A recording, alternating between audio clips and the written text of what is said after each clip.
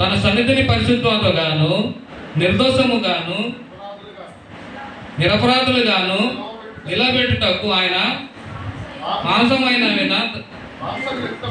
మాంసయుక్తమైన దేహయందు మరణం వలన ఇప్పుడు మిమ్ములను సమాధానపరిచాను. హల్లెలూయా.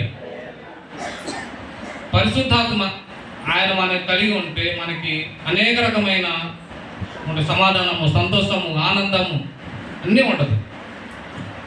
కావున మనం ఏముండాలి? శిలువ యందు మనకు మొదటిగా అతిశయపడాలి. రెండోది పరిశుద్ధాత్మ మనలో పనిచేస్తూ ఉండాలి. పరిశుద్ధాత్మ అంటే తెలుసు కదా, దేవుడి యందు అని పనిచేసేంత పరిశుద్ధాత్మే. మన పరిశుద్ధాత్మలో ఉండాలంటే ఎలా ఉంటుంది అంటే, ఏ మంచి పని చేయడానికి ఇష్టపడుతుంది, చెడు పని చేయడానికి ఎప్పుడు ఇష్టపడము. మనం ఏది ఎవరికైనా మన సత్వం సరే మనం మిత్రులు చూసుకుంటాం, అది పరిశుద్ధాత్మ. ఒక సోదరుని నేను ఒకసారి అడిగాను, నేను పెంతుకొస్తే చర్చికి వెళ్ళి వస్తుంటే సిస్టర్ ఇప్పుడు పరిశుద్ధాత్మ అంటే ఎలాగంటే ఏముంది, చర్చికి వెళ్ళడం, చప్పట్లు కొట్టడం, ఇటు 4 కుర్చీలు పడేయటం, ఇటు 4 కుర్చీలు పడేయటం, ఇవన్నీ అని అంటాం. అలా కాదు పరిశుద్ధాత్మ అంటే. పరిశుద్ధమైన మనలో పని చేయాలంటే మనం చెడితనము విసర్జించి దేవుడి తట్టు తిరిగి ఉండాలి. మన పరిశుద్ధ మనం పని చేయాలంటే పాపాలు చేయకూడదు. మన పరిశుద్ధ మనం కలిగి ఉండాలంటే బూతులు మాట్లాడకూడదు. పరిశుద్ధంగా మనం పని చేయాలంటే చెడుతనం చూడకూడదు. అది మనలో పరిశుద్ధాత్మ. హల్లెలూయా. మనలో పరిశుద్ధ అలా పని చేయాలి. దేవుడి స్తోత్రం. హల్లెలూయా. మూడోది వచ్చి శ్రమలు జయించాలి. శ్రమలు ఎంత శ్రమలు వచ్చినా ఏమొచ్చిందని మనం జయించే వారంలాగా ఉండాలి. దేవుడి స్తోత్రం. హల్లెలూయా. శ్రమలు జయించడం ఎలాగా? లూకాసు వార్త 9:23 చూడమ్మా.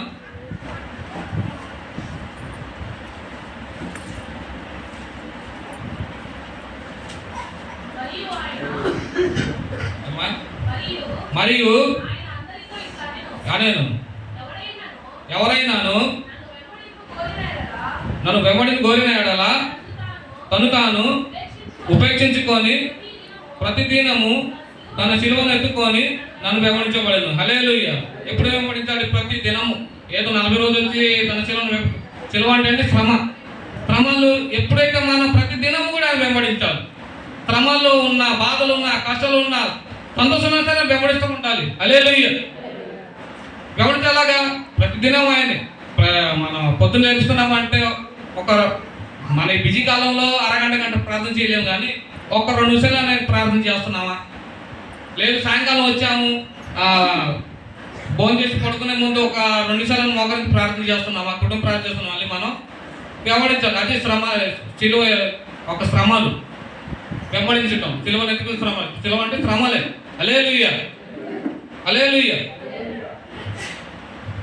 రెండోది ఇర్మీయా గ్రంథము 9:23 చూడమ్మా.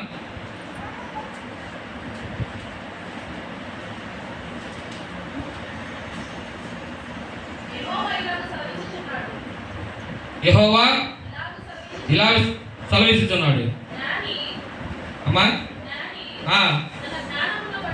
జ్ఞానం బట్టి సూర్యుడు తన శౌర్యను బట్టి అతిశయం పడకూడదు.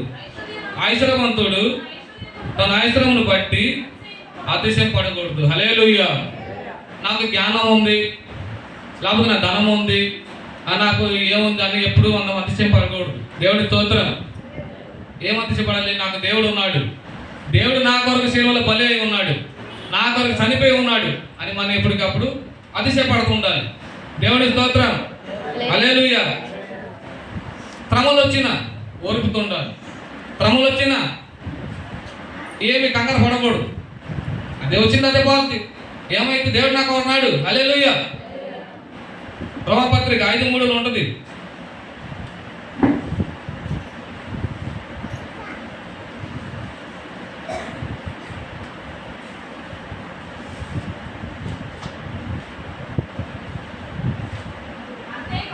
అంతేకాదు శ్రమ ఓర్పును, ఓర్పు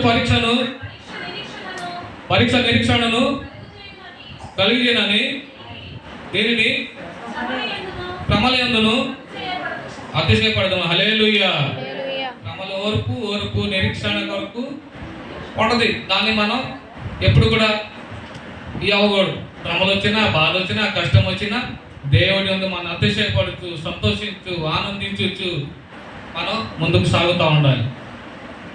ఏదో 40 రోజులు వచ్చాము, అయిపోయింది శ్రమలు, శిల్వ ధ్యానం అయిపోయింది, మళ్ళీ మామూలే అని మనం ఇంట్లో మానేసి కూర్చోవడం కాదు. దేవుడికి ఎప్పటికప్పుడు మనకి ధనవంతులు అయితే ₹1,00,000 10 లక్షలు పెట్టి ఏదైనా చేసుకుంటాం. మనకి అంత స్తమత లేదు. మనం ఆశ్రయించింది ఎవరిని? దేవుడిని. ఆశ్రయించాలని మనం దైవజనులు, దేవదాసులు అయ్యా నాకు ఇంత సమస్య ప్రార్థన చేయండి. దేవుడిని మనం ప్రార్థన చేసుకుంటూ మనం అలాగే కొనసాగుతూ ఉండాలి. దేవుడి స్తోత్రం. హల్లెలూయా. ఇంతటితో నా మాట ముగిస్తున్నాను. శిలువ ధ్యానం అంటే ఇప్పుడు కాదు, ప్రతి సంవత్సరం కూడా, ప్రతి దినము కూడా చూసారు. ప్రతి దినము కూడా మనం శిలువను ఎత్తుకొని మనం శ్రమలు వచ్చినా, బాధ వచ్చినా, ఏమొచ్చినా సరే మనం ఎప్పటికప్పుడు దేవుడిని ఇప్పుడు విడిచిపెట్టకూడదు. దేవుడి స్తోత్రం. హల్లెలూయా.